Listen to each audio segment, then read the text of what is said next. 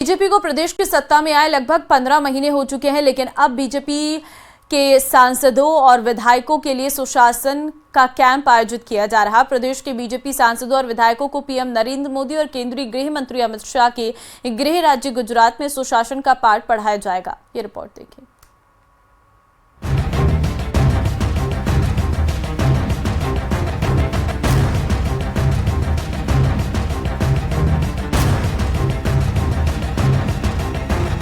गुजरात के अहमदाबाद में लगी सुशासन की पाठशाला। प्रदेश बीजेपी के जनप्रतिनिधि सीखेंगे गुड गवर्नेंस के गुण।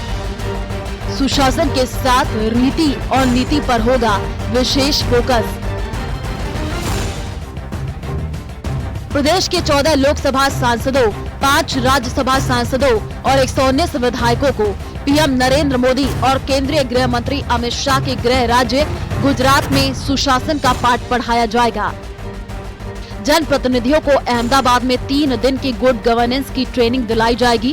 अहमदाबाद के नजदीक प्रतिष्ठित प्रवेग टेंट सिटी नर्मदा में होने वाले ट्रेनिंग कैंप को सुशासन कॉन्फ्रेंस नाम दिया गया है।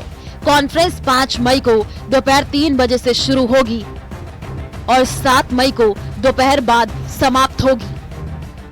कैंप का मूल मकसद विधायकों को सत्ता संगठन में समन्वय, जनता से संवाद और पार्टी की रीति नीति के अनुरूप कार्यशैली सिखाना होगा। पार्टी का राष्ट्रीय नेतृत्व सुशासन की ट्रेनिंग देगा। सीएम भजनलाल शर्मा, प्रदेश अध्यक्ष मदन राठौड़ भी मौजूद रहेंगे।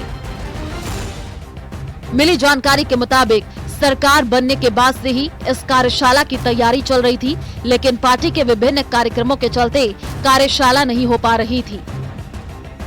कई विषय है, मैं आपको विषय भी बता दूंगा। अलग अलग विषय है जिसमें विधानसभा, अपना क्षेत्र, राष्ट्र, हमारे मान बिंदु, हमारे आगे की योजना, कहाँ पहुंचना है, यानी पॉलिटिकली हमको ये सब होता ही है, सारे विषय होते हैं इसमें, इसलिए वो कोई बात नहीं, वो तो सभी करते हैं इसमें। बीजेपी की सुशासन कॉन्फ्रेंस में 3 दिन में विभिन्न सत्र आयोजित किए जाएंगे। मिली जानकारी के मुताबिक इस कार्यशाला के सभी सत्रों में विधायकों का रहना अनिवार्य किया गया है। विभिन्न सत्रों में सीएम भजनलाल शर्मा उद्बोधन देंगे। आयोजन को लेकर बीजेपी प्रदेश अध्यक्ष मदन राठौड़ ने भी कार्यक्रम स्थल का जायजा लिया था। कॉन्फ्रेंस की व्यवस्थाओं को अंतिम रूप दिया जा रहा है। नर्मदा टेंट सिटी में पार्टी की ओर से सभी विधायकों के रहने खाने की व्यवस्था की गई है। ट्रेनिंग कैंप केवल एक कार्यक्रम नहीं, बल्कि बीजेपी के सुशासन मॉडल को धरातल पर उतारने की दिशा में एक ठोस प्रयास माना जा रहा है। न्यूज़ 18 राजस्थान के लिए जयपुर से सुधीर शर्मा की रिपोर्ट।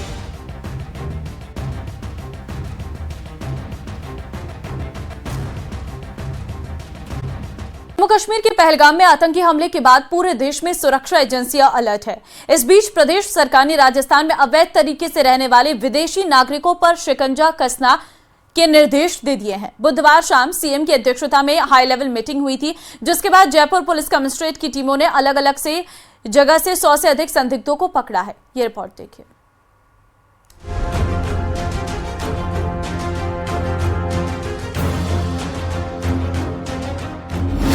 अवैध घुसपैठियों के खिलाफ एक्शन में सरकार। प्रदेश भर में की गई अवैध बांग्लादेशियों की पहचान। उदयपुर में संदिग्ध सराफा कारीगर हिरासत में।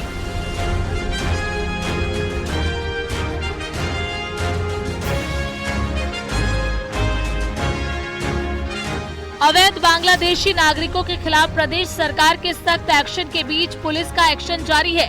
जगह जगह छापेमारी की जा रही है।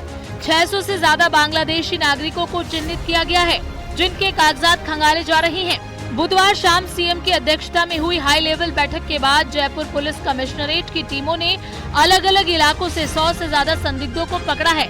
पुलिस इनकी नागरिकता के दस्तावेज खंगाल रही है। पकड़े गए अवैध बांग्लादेशी नागरिकों को अलवर डिटेंशन सेंटर भेजा जाएगा और फिर इन्हें डिपोर्ट करने की कार्रवाई की जाएगी। मुख्यमंत्री भजनलाल शर्मा की अध्यक्षता में हुई हाई लेवल मीटिंग के बाद में राजस्थान में अवैध रूप से रहने वाले बांग्लादेशी नागरिकों के खिलाफ एक्शन शुरू हो गया है। यदि राजधानी जयपुर की बात करें तो जयपुर कमिश्नरेट की टीम ने 100 से ज्यादा अवैध संदिग्धों को पकड़ा है, जो कि बांग्लादेशी उनके दस्तावेज खंगाले जा रहे हैं कि आखिरकार क्या वे वैध डॉक्यूमेंट्स के जरिए राजस्थान में रह रहे थे या फिर वे किसी फर्जी तरीके से बनाए गए डॉक्यूमेंट्स के आधार पर भारतीय नागरिक बनकर के राजधानी जयपुर और यदि बात करें प्रदेश की तो प्रदेश के अन्य जिलों में भी रह रहे थे। तो इसी तरह राजधानी जयपुर के अलावा प्रदेश के अन्य जिलों में भी पुलिस कार्रवाई कर रही है और देख रही है कि आखिरकार कहां अवैध रूप से बांग्लादेशी नागरिक रह रहे हैं। यदि वे यहाँ पर रहते हैं तो उनको धरपकड़ करके उनको डिपोर्ट कराने का काम भी राजस्थान की पुलिस BSF के माध्यम से करेगी। इन सब के बीच गृह राज्य मंत्री जवाहर सिंह बेडम का बयान सामने आया है। इन्होंने साफ कर दिया है कि देश और प्रदेश में अब एक भी अवैध नागरिक नहीं रहेगा। काफी दिनों से शिकायतें भी मिल रही थी, ये लोग अवैध कॉलोनियां बसा करके जिस तरह से बसकर यहाँ विभिन्न गतिविधियों में सम्मिलित होकर के लोगों के शांति भंग करने में भी कई लोगों का हाथ मिला। तो भारत की सरकार ने भी इस पर कठोर कदम उठाए हैं और प्रदेश के मुख्यमंत्री आदरणीय भजनलाल शर्मा साहब ने भी एक बैठक लेकर के निर्देशित किया है कि हम चिन्हित करें कि कौन कौन लोग बाहर से आकर अवैध रूप से रह रहे हैं, उनको बाहर निकालने का काम किया जाए। और हम ये कह रहे हैं कि निश्चित रूप से सख्त कार्रवाई करेंगे, कोई भी व्यक्ति शांति भंग नहीं कर सके, हमारी व्यवस्था को बिगाड़ने की कोशिश नहीं करे। उसके लिए हमारी आंतरिक सुरक्षा भी मजबूत है और सीमाओं पर देश के प्रधानमंत्री आदरणीय नरेंद्र मोदी जी के नेतृत्व में पूरी मुस्तैदी से हम पड़ोसी को जवाब देने के लिए तैयार हैं। पहलगाम में आतंकी हमले के बाद उदयपुर में भी पुलिस एक्शन मोड में है। अवैध बांग्लादेशियों की धरपकड़ के लिए अभियान चलाया जा रहा है। घंटाघर थाना इलाके में पुलिस ने संदिग्ध सराफा कारीगरों को हिरासत में लिया है। साथ ही करीब आधा दर्जन थाने की टीम इलाके में दबिश दे रही है। सभी संदिग्धों के डॉक्यूमेंट वेरिफिकेशन के बाद ही स्थिति साफ हो पाएगी। पुलिस को ये अनुमान था कि कुछ ऐसे लोग हो सकते हैं जो कि अवैध रूप से भारत में रह रहे हैं, उदयपुर में रह रहे हैं और मुख्य रूप से वो बांग्लादेश के रहने वाले हों। तो करीब 35 लोगों को डॉक्यूमेंट वेरिफिकेशन के लिए लाया गया है। उनके एक एक के डॉक्यूमेंट को वेरीफाई किया जा रहा है। डॉक्यूमेंट वेरीफाई होने के बाद में स्थिति स्पष्ट हो सकेगी कि क्या वास्तव में बंगाली कारीगरों की आड़ में बांग्लादेश से आए हुए जो लोग हैं वो भी उदयपुर में काम कर रहे हैं। ये स्थिति डॉक्यूमेंट वेरिफिकेशन के बाद में आज देर शाम तक स्थिति पूरी तरह से स्पष्ट होने की उम्मीद है। जम्मू कश्मीर में हुए आतंकी हमले के बाद प्रदेश में रहने वाले अवैध बांग्लादेशियों के खिलाफ सर्च अभियान चल रहा है। प्रदेश की सुरक्षा एजेंसियां अलर्ट मोड पर हैं और बांग्लादेशियों को भी चिन्हित कर रही हैं। पुलिस की तरफ से गोपनीय अभियान भी शुरू कर दिया गया है।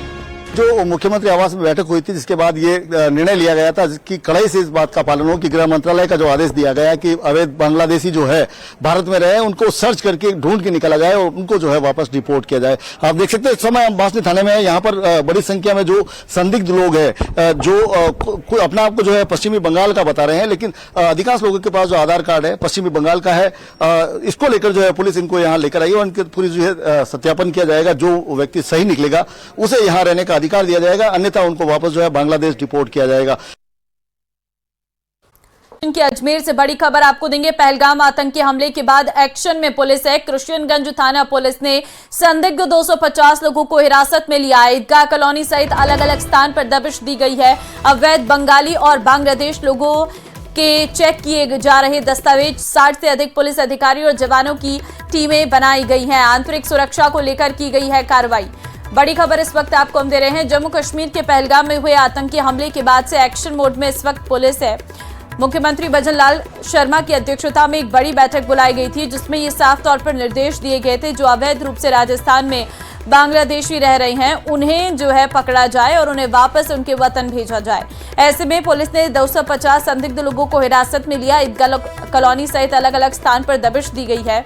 आंतरिक सुरक्षा को लेकर यह कार्रवाई की गई है।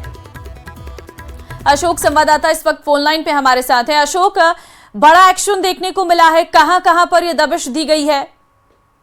बिल्कुल, अजमेर पुलिस की ओर से बड़ा एक्शन देखने को मिला है। जो है कृष्णगंज थाना पुलिस है उसकी ओर से जो अपने थाना क्षेत्र का इलाका है, जैसे ईदगाह रोड हुई, मकड़वाली रोड हुई, अलग अलग इलाके हैं जहाँ पर खानाबदोश बड़ी संख्या में निवास कर रहे हैं और मजदूरी का काम करने के साथ ही वो जो है अलग अलग स्थानों पर जो है झुग्गी झोपड़ियों में भी रह रहे हैं। तो इस मामले को लेकर जो है 200 से 250 जो अवैध लोग हैं जिन पर यह कार्रवाई की गई है, उनके दस्तावेज हैं वो चेक किए जा रहे हैं। सुबह 5 बजे से ही जो है 60 सदस्यों की जो टीम है वो अलग अलग टीमें बनाकर अलग अलग क्षेत्रों में पहुंची थी और करीब 200 से 250 ऐसे संदिग्ध लोगों को हिरासत में लिया है जो या तो बांग्लादेश के रहने वाले हैं या फिर बंगाल या अलग अलग जो राज्य हैं वहां के रहने वाले हैं और उनके पास कोई दस्तावेज नहीं है। तो अभी सभी के जो है दस्तावेज वो चेक किए जा रहे हैं। साथ ही जो सुरक्षा एजेंसियां हैं उनको भी सूचित किया जा रहा है कि इनका जो है आगामी कदम क्या उठाना है, क्योंकि अगर वह बांग्लादेशी है तो उनको जो है डिपोर्ट यहाँ से करना पड़ेगा और जो बंगाल के रहने वाले हैं या फिर अलग अलग राज्यों के रहने वाले हैं उनको भी अपने अपने स्थान पर पहुंचाने की कार्रवाई है। लेकिन अशोक, क्या इससे पहले कभी कोई संदिग्ध व्यक्ति ऐसा मिला है? जी बिल्कुल, अजमेर की बात करें तो अजमेर दरगाह थाना क्षेत्र हो, गंज थाना क्षेत्र हो, यहाँ पर लगातार जो है दबिश दी जा रही है। 17 बांग्लादेशी इससे पहले भी जो है गिरफ्तार हिरासत में लिए गए हैं। उन्हें जो है अपने देश भिजवाने की कार्रवाई अभी हाल ही के 2 से 3 महीने में की गई है और इसके बाद जब पहलगांव की घटना हुई है, आतंकी घटना हुई है, उसके बाद इस कार्रवाई को और तेज कर दिया गया है। सभी थाना प्रभारियों को निर्देशित किया गया है कि अपने अपने क्षेत्र में जो है टीमें गठित कर ऐसे लोगों को चिन्हित किया जाए जो अजमेर के नहीं रहने वाले हैं, राजस्थान के नहीं रहने वाले हैं और संदिग्ध रूप से जो है यहाँ पर निवास कर रहे हैं। उनका काम क्या है, जो उनकी गतिविधि है उस पर नजर रखी जाए। वो संदिग्ध खानाबदोश कितने समय से आ रहे हैं, उनके पास कोई वैध दस्तावेज है या नहीं है, इन सभी विषयों को लेकर आंतरिक सुरक्षा को ध्यान में रखते हुए इस कार्रवाई को यहाँ पर अंजाम दिया गया है। अजमेर एसपी के निर्देश पर यह कार्रवाई जो है अलग अलग स्थानों पर अलग अलग थाना प्रभारियों की ओर से की जा रही है। तो आज जो है किशनगंज थाना पुलिस ने इस कार्रवाई को अंजाम दिया है। करीब 200 से 250 ऐसे लोग हैं जो संदिग्ध पाए गए हैं जिनके पास कोई वैध दस्तावेज नहीं है और वो जो है तकरीबन कई लोग जो हैं वो बंगाल और बांग्लादेश के रहने वाले हैं। तो उनके दस्तावेज चेक करने के बाद जो इस मामले में अग्रिम कार्रवाई है उसे लेकर विभागों को भी सूचित किया है, जिससे कि इन जो तमाम जो लोग पकड़े गए हैं उनको जो है अपने अपने स्थान पर भिजवाया जा सके। जी धन्यवाद आपका तमाम जानकारी देने के लिए।